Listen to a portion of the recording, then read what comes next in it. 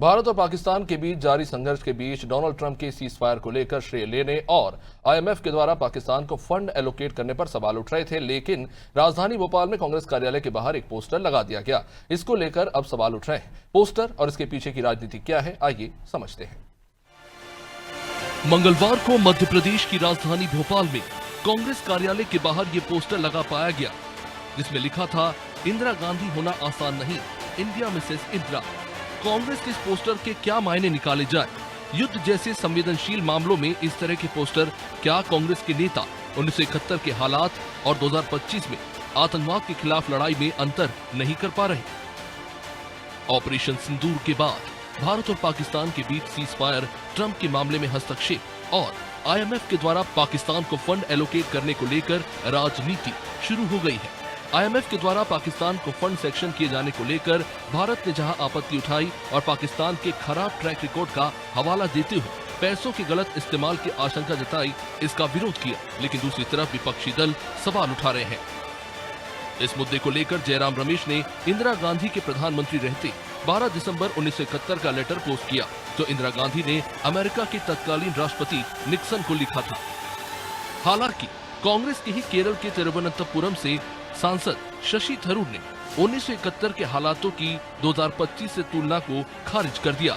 थरूर ने कहा कि 1971 की लड़ाई का कारण तब के हालात और तब का पाकिस्तान अलग थे। आज लड़ाई आतंकवाद से है। Look, I think 1971 was a great achievement of our history. I'm proud of it as an Indian. Indira Gandhi ji rewrote the map of the subcontinent, but the circumstances were different. Today's Pakistan is a different situation. Their equipment, their military equipment, the damage they can do, everything is different. And the circumstances of Bangladesh, we were fighting a moral cause to actually bring people to freedom and liberation. That was a completely different story. This is a different story.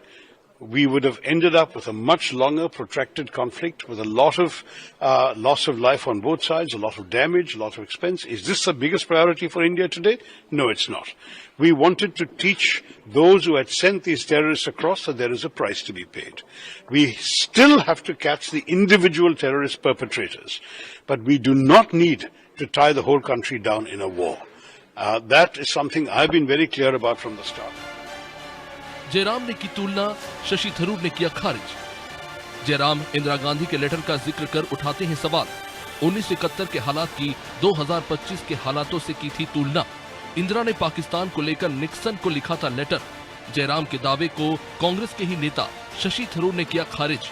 1971 में भारत ने जो किया उसकी तारीफ जरूर होनी चाहिए, लेकिन 1971 और 2025 के हालातों में अंतर है। 1971 की लड़ाई पाकिस्तान के खिलाफ लोगों को आजादी दिलाने की थी। आज हम आतंक के पनाहगारों को सबक सिखाना चाहते हैं।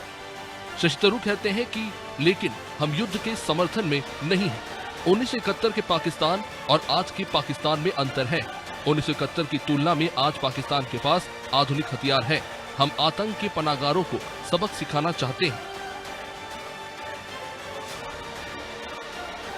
संसद में मौजूदा बीजेपी सरकार के नेताओं द्वारा पंडित जवाहरलाल नेहरू के कार्यकाल की आज के हालातों से तुलना करने पर कांग्रेस विरोध करती है, इसे अव्यवहारिक बताती है।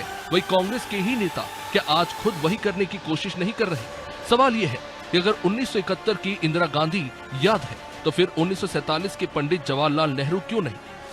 क्या याद नहीं कि पाकिस्तान ने घुसपैठ कर कश्मीर पर कब्जा किया? 1948 भी याद नहीं, पंडित जवाहरलाल नेहरू सरकार में भारत को यूएन की मदद लेनी पड़ी और संयुक्त राष्ट्र ने सीज फायर के लिए मध्यस्थता की। कांग्रेस को 1965 की तत्कालीन प्रधानमंत्री लाल बहादुर शास्त्री क्यों याद नहीं, जब पाकिस्तान को सबक सिखाने के लिए भारतीय सेना लाहौर तक पहुंच गई थी। 1971 के युद्ध में देश के जवानों ने जो किया, देश उस पर गर्व करता है, लेकिन आज लड़ाई आतंकवाद से है।